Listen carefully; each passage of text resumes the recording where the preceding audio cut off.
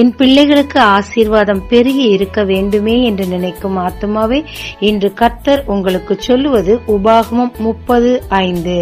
உன் தேவனாகிய கர்த்தர் உனக்கு நன்மை செய்து உன் பிதாக்களை பார்க்கிலும் உன்னை பெருக பண்ணுவார். தேவன் செய்த ஆச்சரியம் அற்புதமான காரியங்களை கேட்டு கேட்டு வளர்ந்த பிள்ளைகள் முழுமையாய் விசுவாசித்து கானானை சுதந்திரித்து பெருகினர்.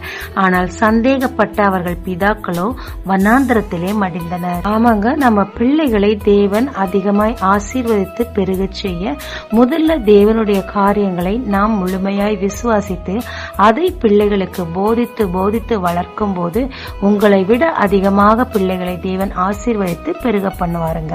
ஜெபிக்கலாமாங்க. தேவரீர், என் பிள்ளைகளுக்கு நான் முன்மாதிரியாயிருந்து உம்மை விசுவாசித்து அனுதினமும் உம்மை குறித்து போதித்து வளர்க்க எனக்கு கற்றுத்தாரும்.